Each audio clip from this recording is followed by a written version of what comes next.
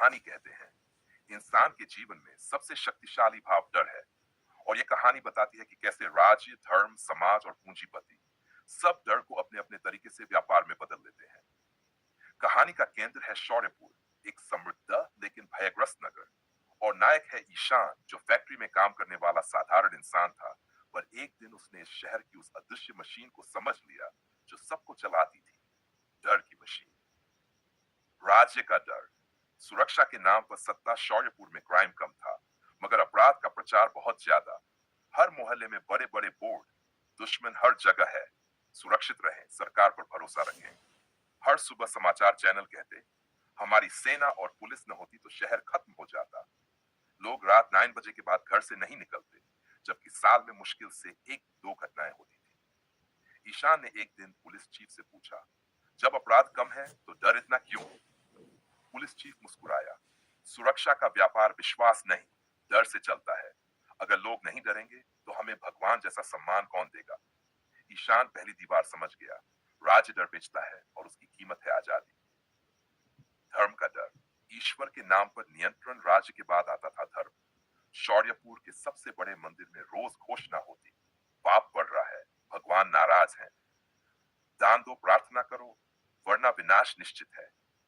ईशान का मित्र रवि आया, मैं नौकरी से निकला गया हूँ, पुजारी जी कहते हैं भगवान का श्राप है, अगर मैं 1000 रुपए दान कर दूं तो भगवान प्रसन्न हो जाएंगे। ईशान मंदिर गया और पूछा, भगवान पैसे बिना खुश क्यों नहीं होते? पुजारी ने धीमे स्वर में कहा, लोगों को भगवान से प्रेम नहीं, भय ज्यादा होता है। हम भय बेचते हैं और लोग खुशी खुशी खरीदते हैं। ईशान समझ गया, धर्म डर बेचता है और उसकी कीमत है बुद्धि। समाज का डर। प्रतिष्ठा के नाम पर कैद, चाहे राज्य हो या धर्म, असली निगरानी तो समाज करता था। कौन क्या पहन रहा है, किससे प्यार कर रहा है, क्या खा रहा है, किससे मिल रहा है, सबकी नजरें सब पर। ईशान की बहन सिया डॉक्टर बनना चाहती थी, पर समाज कहता था लड़की घर संभाले, नौकरी अच्छी नहीं। सिया रो पड़ी, लोग क्या कहेंगे? ईशान बोला, लोग कुछ न कहे तो उन्हें चैन कहां मिलता है। उसने समाज के बुजुर्ग नेता से पूछा, आप लोगों को अपने जीवन के फैसले क्यों नहीं लेने देते? नेता बोला, अगर इंसान समाज से नहीं डरेगा तो नियमों की कोई जरूरत ही न रहेगी। सामाजिक व्यवस्था डर पर चलती है।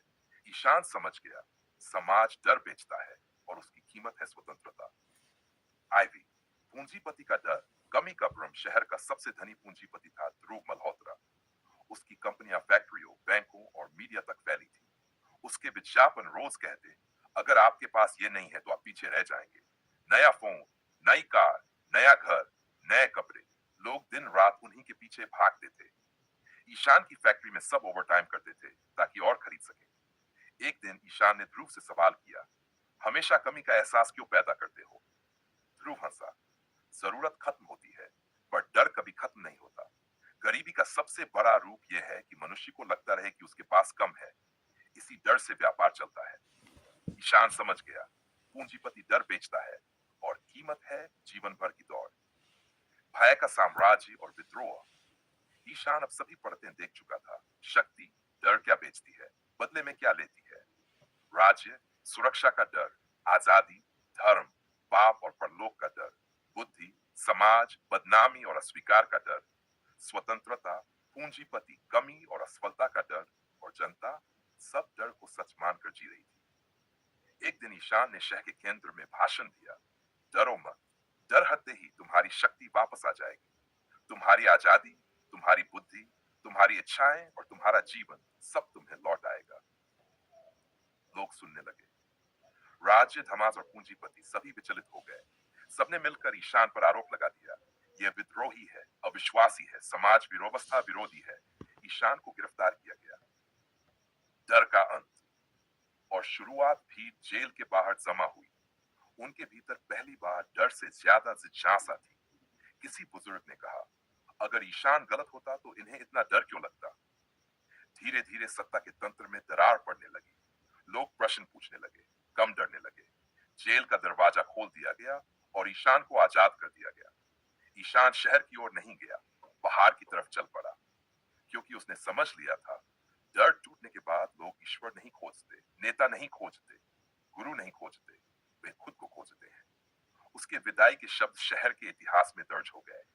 ओपन कोट, डर का व्यापार तभी चलता है जब इंसान भूल जाता है कि उसके भीतर खुद एक शक्ति है। Close quote. अंतिम संदेश, राज्य, धर्म, समाज और पूंजीपति सभी कभी दुश्मन नहीं थे। वे तभी खतरनाक बने जब इंसान डरना सीख गया। और आजादी सिर्फ आजाद राष्ट्र में नहीं होती, आजादी उस मन में होती है जो डर को पहचान ले।